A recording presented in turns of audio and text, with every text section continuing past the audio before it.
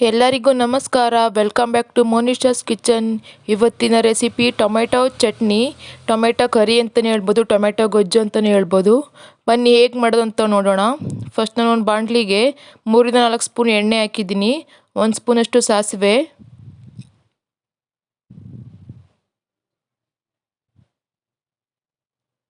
1 ಸ್ಪೂನಷ್ಟು ಜೀರಿಗೆ,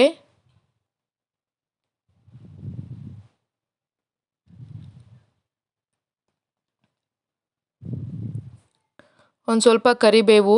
ನಾನಿಲ್ಲಿ 4-5 ಈರುಳ್ಳಿ ಅಂದರೆ ಸ್ಲೈಸ್ ಥರ ಕಟ್ ಮಾಡ್ಕೊಂಡಿದ್ದೀನಿ ಉದ್ದುದ್ದಾಗಿ, ಅದನ್ನು ಆ್ಯಡ್ ಮಾಡ್ತಾಯಿದ್ದೀನಿ ಈರುಳ್ಳಿನ. ನೋಡಿ, ಈರುಳ್ಳಿ ಫ್ರೈ ಆಗಿದ ತಕ್ಷಣ ಒಂದು 7-8 ಹಸಿಮೆಣಸಿನಕಾಯಿನ ಹಾಕ್ತಾಯಿದ್ದೀನಿ. ಇದನ್ನು ಸಣ್ಣದಾಗೇನು ಕಟ್ ಮಾಡಿಲ್ಲ, ದೊಡ್ಡದಾಗೇ ಕಟ್ ಮಾಡಿ ಹಾಕ್ತಾಯಿದ್ದೀನಿ ಹಸಿಮೆಣಸಿನಕಾಯಿ. ಮತ್ತು ಜಿಂಜರ್ ಗಾರ್ಲಿಕ್ ಪೇಸ್ಟ್, 1 ಸ್ಪೂನಷ್ಟು ಅರಿಶಿನ ಪುಡಿ, 3-4 ಸ್ಪೂನಷ್ಟು ಜೀರಿಗೆ ಪುಡಿ,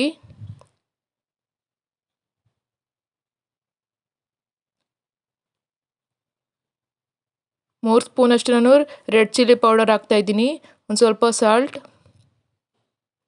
ಮತ್ತು ಮೀಡಿಯಮ್ ಸೈಜಲ್ಲಿ ಕಟ್ ಮಾಡಿ ಇಟ್ಕೊಂಡಿರುವ ಟೊಮೆಟೊನ ಆ್ಯಡ್ ಮಾಡ್ತಾಯಿದ್ದೀನಿ. ಟೊಮೆಟೊ ಎಲ್ಲ ನೀಟಾಗಿ ಫ್ರೈ ಆಗಬೇಕು. ನೋಡಿ, ಇದು ಟೊಮೆಟೊಲ್ಲಿ ಎಷ್ಟು ಥರದ ರೆಸಿಪೀಸ್ ಆದರೂ ಮಾಡ್ಬೋದು. ನಾನು ಈ ಥರ ತೋರಿಸ್ತಾ ಇದ್ದೀನಿ. ಚಪಾತಿ ಮತ್ತು ದೋಸೆಗೆ ತುಂಬ ಚೆನ್ನಾಗಾಗತ್ತೆ. ಎಲ್ಲರೂ ಮನೇಲಿ ಟ್ರೈ ಮಾಡಿ.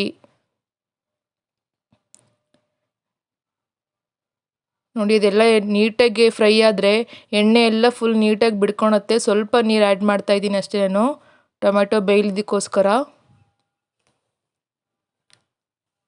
ಪ್ಲೀಸ್ ನನ್ನ ಚಾನಲ್ನ ಸಬ್ಸ್ಕ್ರೈಬ್ ಮಾಡಿ, ಶೇರ್ ಮಾಡಿ, ರೆಸಿಪಿ ಇಷ್ಟ ಆದರೆ ಲೈಕ್ ಮಾಡಿ. ನೋಡಿ, ಒಂದು 5 ನಿಮಿಷ ಇದನ್ನು ಬೇಯಿಸ್ಕೊಳ್ಬೇಕು.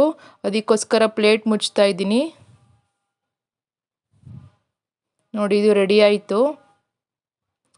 ಲಾಸ್ಟಿಗೆ 2 ಸ್ಪೂನಷ್ಟು ನಾನು ಗರಂ ಮಸಾಲ ಆ್ಯಡ್ ಮಾಡ್ತಾಯಿದ್ದೀನಿ.